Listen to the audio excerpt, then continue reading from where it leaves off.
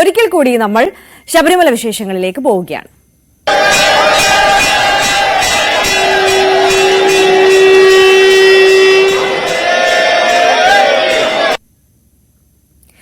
ശബരിമലയിൽ ഇന്ന് വലിയ ഭക്തജന തിരക്കാണ് അനുഭവപ്പെടുന്നത്. രാവിലെ 3-ന് പുതിയ മേൽശാന്തി എസ് അരുൺകുമാർ നമ്പൂതിരി നട തുറന്നു. ഇന്ന് മുതൽ ദിവസവും 18 മണിക്കൂറാണ് ശബരിമലയിൽ ദർശന സമയം അനുവദിച്ചിട്ടുള്ളത്. ഈ തിരക്ക് മൂലം തന്നെയാണ് ഈ സമയക്രമത്തിൽ ഒരു മാറ്റം വരുത്തിയിട്ടുള്ളത്. കൂടുതൽ ദർശന സമയം ഭക്തർക്കായി അനുവദിച്ചിട്ടുള്ളത്. സജീവ് സി വാര്യർ ചേരുന്നുണ്ട് സന്നിധാനത്ത് നിന്ന് നമുക്കൊപ്പം. സജീവ് സി വാര്യർ, വലിയ തിരക്കാണല്ലേ അവിടെ?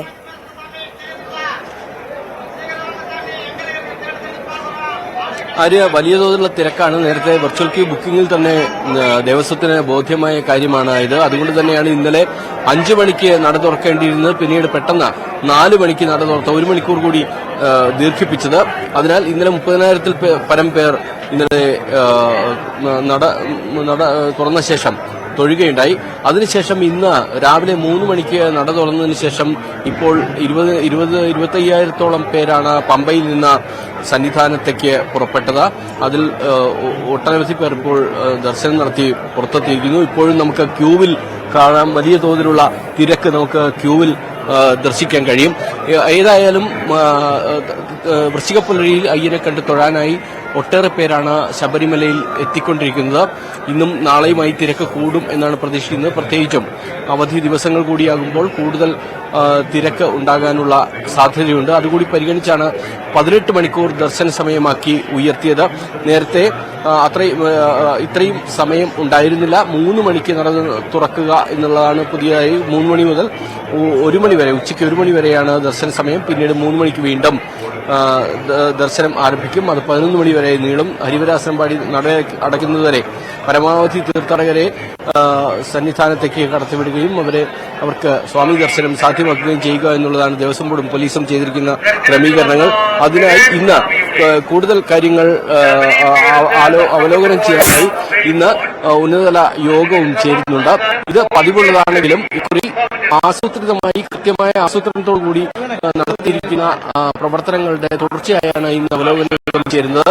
മന്ത്രി വി എൻ വാസവൻ ഇന്നലെ തന്നെ സന്നിധാനത്ത് എത്തിയിരുന്നു. ഇന്നലെ പമ്പയിലെ പല ഉദ്ഘാടനങ്ങളിലും പങ്കെടുത്ത ശേഷം അദ്ദേഹം ഉച്ചയോടുകൂടി സന്നിധാനത്തെത്തി. അതിനുശേഷം ഇന്ന് ഉച്ചവരെ അദ്ദേഹം ഇവിടെ ഉണ്ടാകും. ഇന്ന് മീറ്റിംഗ്, ഉന്നതതല യോഗങ്ങൾ ഉണ്ടാകും. യോഗത്തിന് ശേഷം മാധ്യമങ്ങളെ കാണുന്നുമുണ്ട് മന്ത്രി. ഇതാണ് ഇവിടെ നിന്നുള്ള പ്രധാന വിവരങ്ങൾ.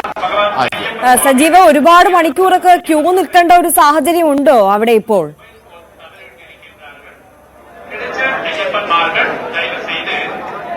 ഇന്നലെ നമ്മൾ ADGP ശ്രീജിത്തുമായി സംസാരിച്ചപ്പോൾ അദ്ദേഹം പറഞ്ഞത് വെർച്വൽ ക്യൂ ബുക്കിംഗ് അനുസരിച്ചുള്ള സമയക്രമം പാലിച്ചു തന്നെയാണ് വരുന്നത്. എങ്കിൽ പോലും ഒരു ചെറിയ വ്യത്യാസം ആ ദർശന സമയത്തിലുണ്ടാകും. അപ്പോൾ വെർച്വൽ ക്യൂ ബുക്കിംഗ് നടത്തുന്ന തീർത്ഥാടകർക്ക് കൃത്യമായി സമയം രേഖപ്പെടുത്തിയിട്ടുണ്ടാവും. ഇത്ര സമയത്തിനകത്ത് ദർശനം നടത്തണം എന്നുള്ളതാണ് അവർക്ക് നൽകിയിരിക്കുന്ന സ്ലിപ്പിലുള്ളത്. എന്നാൽ ആ സ്ലിപ്പ് പ്രകാരമാകില്ല നമ്മൾ ഇവിടുത്തെ തിരക്ക്, പ്രത്യേക പൂജകൾ, ഇതെല്ലാം അനുസരിച്ച് സമയക്രമത്തിൽ ചെറിയ മാറ്റമുണ്ടാകും എന്ന് പറഞ്ഞിരുന്നു.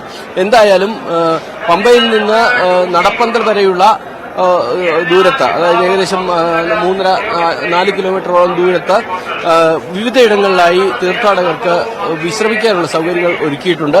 അതോടൊപ്പം തീർത്ഥാടകരെ സംബന്ധിച്ചിടത്തോളം ചെറിയ ലഘുഭക്ഷണം, വെള്ളം, ഇതെല്ലാം ലഭ്യമാക്കുന്നതിനുള്ള നടപടികളും സ്വീകരിച്ചിട്ടുണ്ട്.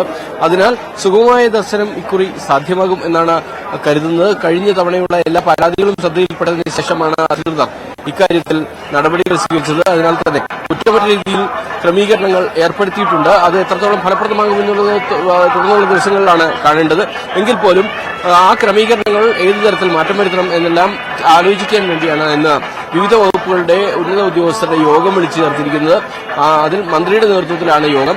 അതിൽ ഏതു തരത്തിലുള്ള മാറ്റങ്ങൾ വേണം, ഏതൊക്കെ തരത്തിലുള്ള പുതിയ സംവിധാനങ്ങൾ ഒരുക്കണം എന്നെല്ലാം ചർച്ച ചെയ്യുകയും തീരുമാനിക്കുകയും ചെയ്യും. ശരി, സജീവ് സി വാര്യരാണ് സന്നിധാനത്ത് നിന്ന് വിവരങ്ങൾ നൽകിയത്. എന്തായാലും ഇന്ന് വൃശ്ചികമാസം 1-ാം തീയതിയാണ്, മണ്ഡലകാലത്തിന് തുടക്കമാണ്, അവധി ദിവസമാണ്. ഇതൊക്കെ കൂടി ആകുമ്പോഴേക്കും വലിയ തിരക്കാണ് ശബരിമല സന്നിധാനത്ത് അനുഭവപ്പെടുന്നത്. എന്തായാലും വേണ്ട ക്രമീകരണങ്ങളൊക്കെ ഒരുക്കിയിട്ടുണ്ട് എന്നുള്ളതാണ് സർക്കാർ സംവിധാനങ്ങൾ അറിയിക്കുന്നത്. അത് കാര്യക്ഷമമായി അവിടെ നടക്കുന്നുണ്ടോ എന്നൊക്കെ നമുക്ക് വരും മണിക്കൂറുകളിലെ കൂടുതൽ വ്യക്തമായ ഒരു റിപ്പോർട്ടിലേക്ക് എത്താൻ സാധിക്കുകയുള്ളൂ.